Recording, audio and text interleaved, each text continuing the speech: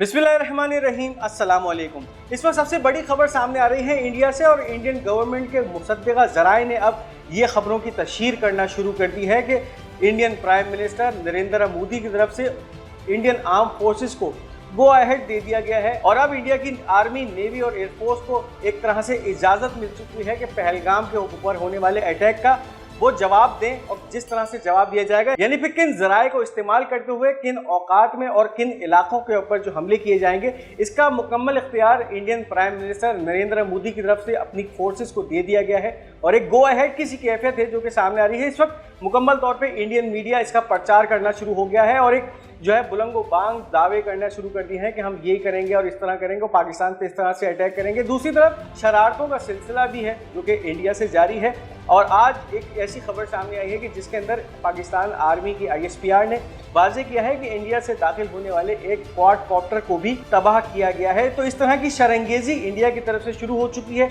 Line of control की अगर बात करें तो वहां पर इस वक्त बहुत ज्यादा टेंस माहौल है। दोनों तरफ की फौजें आमने सामने आकर खड़ी हो गई हैं और छोटे और बड़े हथियारों का इस्तेमाल आज़ादाना किया जा रहा है और इसके अंदर जो है वो कैजुअलिटीज भी सामने आ रहे हैं। दूसरी तरफ अगर पाक आर्मी की बात करें तो जो हमारा ये सेक्टर है, बहावलपुर का सेक्टर है, इसके साथ साथ जो सियालकोट का सेक्टर है, बहुत ही खतरनाक और अहम सेक्टर समझा जाता है। वहां पर इस वक्त मुकम्मल तौर पे रेड अलर्ट है। पाकिस्तान आर्मी की जो कैवलरी बटालियन है या जो टैंकों की बटालियन है मुकम्मल तौर पे इस वक्त सियालकोट में मौजूद है और उनकी जो है अब पेशकदमी बॉर्डर की तरफ जारी है। दूसरी तरफ अगर बहावलपुर की बात करें तो इस वक्त काफ़ी सारी इन्फेंट्री और आर्मर्ड कोर जो है वो वहाँ मौजूद है और उनकी तरफ से भी उस इलाके को कॉर्डन किया गया है। इससे पहले हमने आपको ये भी बताया था कि जो अटारी और वाघा का इलाका है, वैसे तो फौरी तौर पे पहलगाम वाक़े के अगले दिन ही इंडिया की तरफ से इस बॉर्डर को बंद कर दिया गया था, लेकिन अब पाकिस्तान की तरफ से भी ये खबरें आ रही हैं कि इसके आसपास की जो एग्रीकल्चरल लैंड है या जहाँ पे इस वक्त काश्तकारी की जा रही थी,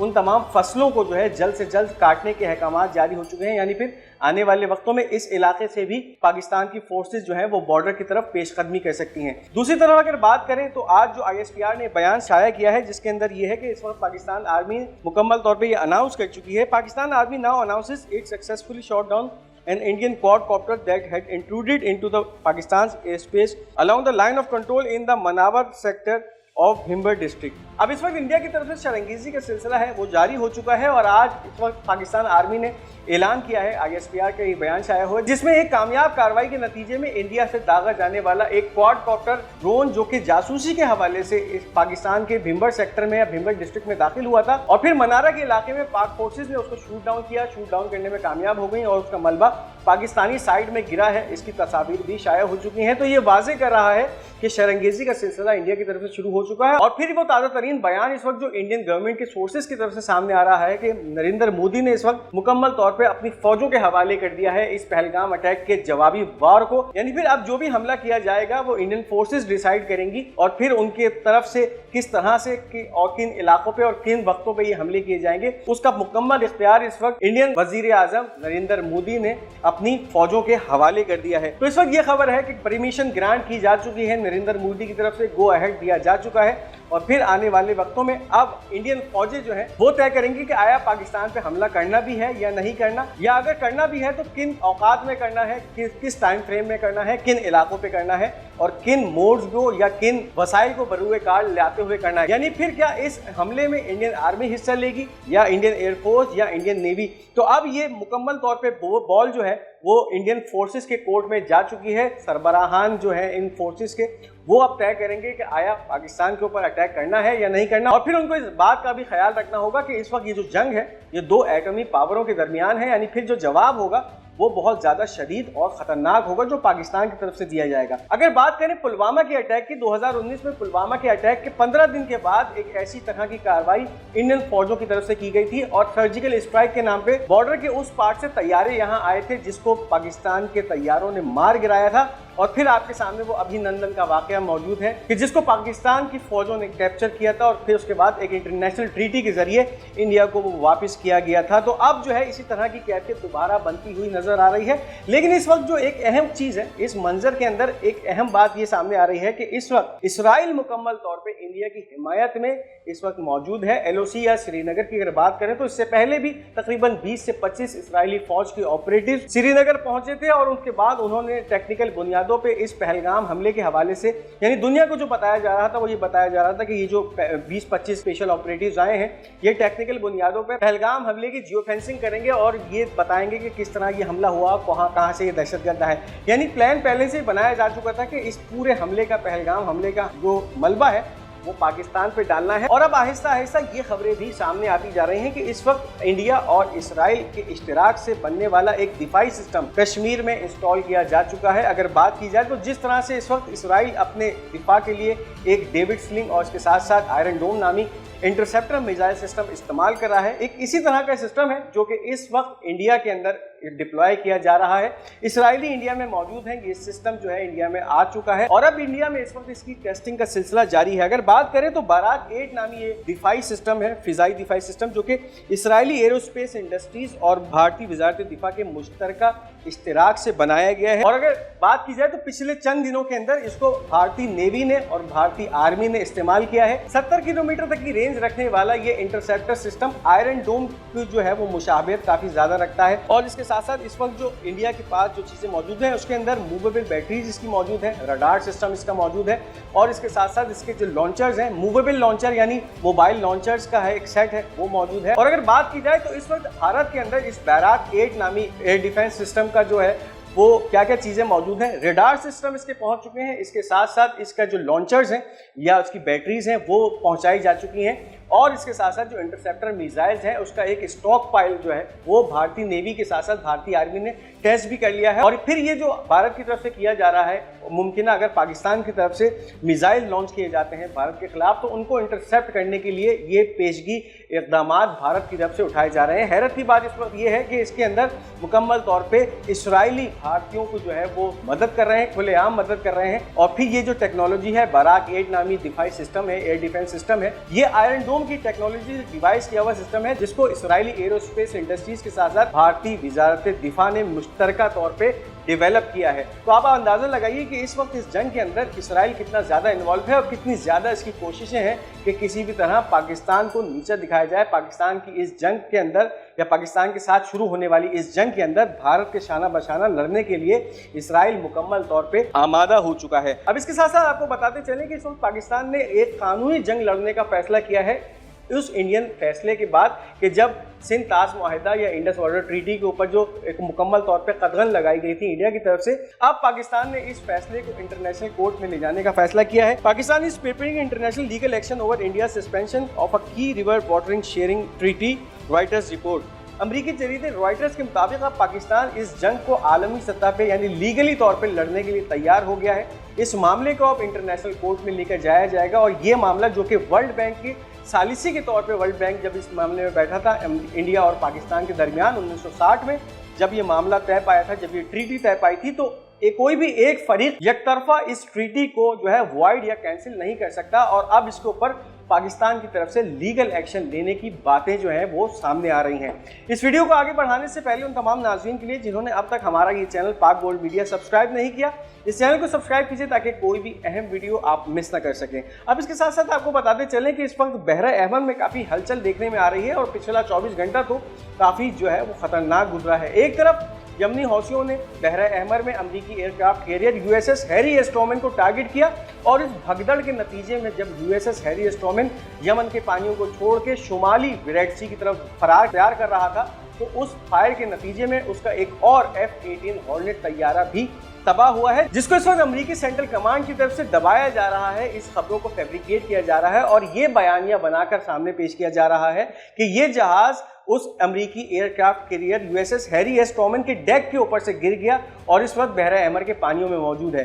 अब इसके ऊपर जो इस वक्त यमनी फौज के तर्जुमान ब्रिगेडियर जनरल याहिया सरी का स्टेटमेंट सामने आया है पिछले 24 घंटों की कार्रवाइयों के हवाले से, उसकी तरफ आपको लिए चलते हैं। In response to American aggression and massacres against civilians, the Yemeni armed forces targeted the US aircraft carrier Trauman and its warships, engaging them in a joint operation carried out by the naval forces, the air forces and the missile forces, using a number of cruise missiles, ballistic missiles and drones over the past hour. The result of the clash and confrontation was that the carrier was forced to retreat and move away from the previous position and head to the far north of the Red Sea. The Yemeni armed forces will continue to target and pursue the American aircraft carrier and all enemy warships in the Red Sea and the Arabian Sea until the aggression against Yemen stops. अब इस वक्त यमनी फौज के तर्जुमान brigadier general Yahya Qasim शरी ने ये जो बयान दिया है, इसमें अमरीकी तैयारा बरदार जहाज USS हैरी एस ट्रूमैन के खिलाफ वो हमले किए गए हैं, यानी फिर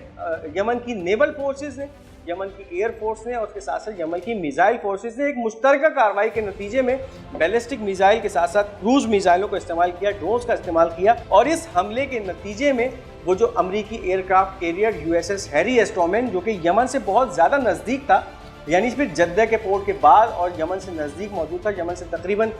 200 किलोमीटर के फासले पर था, वो जो भगदड़ की सूरत में उस जगह को छोड़ के भागा है और उस हमलों से बचने के लिए, यानी फिर ये जो मिसाइल, रॉकेट्स, इसके साथ साथ बैलिस्टिक मिसाइल और ड्रोन्स यमन से दागे गए उस जहाज के ऊपर, तो अपने आप को बचाने के लिए, अपनी वॉरशिप्स को बचाने के लिए ये फिर पीछे की तरफ यानी अब शुमाली बहरा अहमर की तरफ फरार इख्तियार कर चुका है। और इन हमलों के नतीजे में एक F-18 हॉर्नेट भी तबाह हुआ है। अगर बात की जाए तो अब तक ये दूसरा F-18 हॉर्नेट तैयारा है जो कि यमन के पानियों में तबाह किया जा चुका है, यानी फिर बहरा अहमर में यमनी हौसियों की फायरिंग के नतीजे में, यमनी हौसियों के हमले के नतीजे में तबाह किया जा चुका है। $72 मिलियन की लागत का एक तैयारा, और इससे पहले अगर बात की जाए तो 22 दिसंबर 2024 को एक इसी तरह का तैयारा था जो कि यमनियों की फायरिंग के नतीजे में, यमनियों के मिसाइल हमलों के नतीजे में तबाह हुआ था, और फिर उसको इस तरह से सेंटकॉम की तरफ से कवर किया गया था कि कोई फ्रेंडली फायर के नतीजे में ये तैयारा तबाह हुआ है। और अब जो 28 अप्रैल को ये तैयारा जो है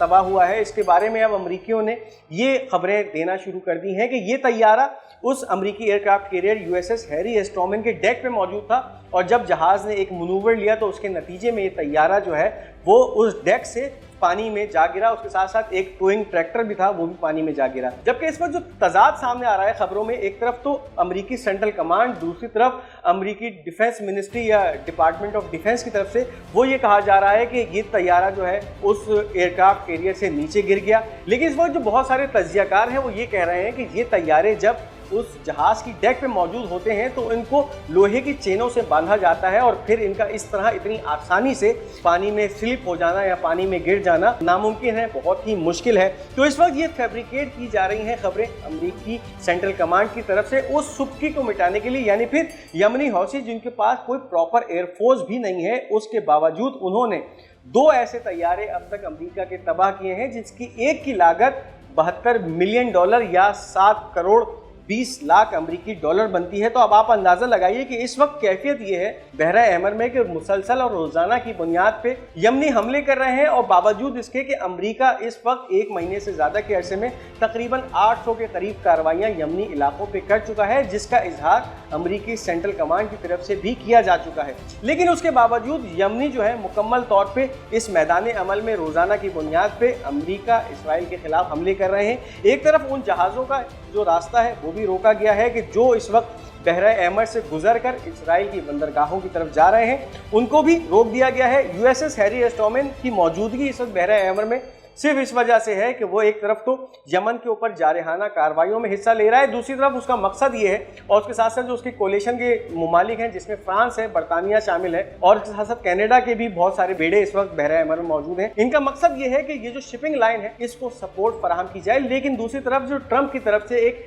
टैरिफ की जंग शुरू हो चुकी है, उसके बाद तो फिर ये जो शिपिंग लाइंस हैं, इनके जो जहाज हैं खाली बंदरगाहों पे पहुंच रहे हैं, क्योंकि ट्रेड वॉर भी एक तरफ चल रही है, दूसरी तरफ बहरा अहमर के माहौल वैसे ही बहुत ज़्यादा टेंस है। हौसियों ने वैसे ही धमकी दी हुई है कि इस इलाके से कोई भी जहाज़ अगर इसराइली बंदरगाह की तरफ जाता है तो हम उसको निशाना बनाएंगे, और वो निशाना बना भी रहे हैं। तो अब इस वक्त कैफियत ये है कि अमरीकी aircraft carrier USS Harry S Trueman इस वक्त यमन के नज़दीक सिर्फ इस वजह से मौजूद है कि यमन के ऊपर जो भी जारहाना कार्रवाइयाँ, जिसमें इस वक्त ज़्यादातर सिविलियन कैजुअलिटीज़ हो रही हैं, वो कर रहा है। और फिर जब यमनी इसके ऊपर अटैक करते हैं, इस पर हमले करते हैं, तो फिर ये राह फरार इख्तियार करता है और यमन से बहुत तेज़ी से पीछे की तरफ हट जाता है और शुमाली बहरा अहमर की तरफ राह फरार तैयार कर लेता है। तो ये थी इस वक्त की अहम अपडेट्स। इस वीडियो को लाइक और शेयर करना मत भूलिएगा। हमारा ये चैनल पाक गोल्ड मीडिया, इसको जरूर सब्सक्राइब कीजिएगा और अपनी कीमती आरा का इजहार कमेंट्स में जरूर कीजिएगा। अगर आप हमारे चैनल को फेसबुक पे देख रहे हैं तो इसको लाइक और फॉलो भी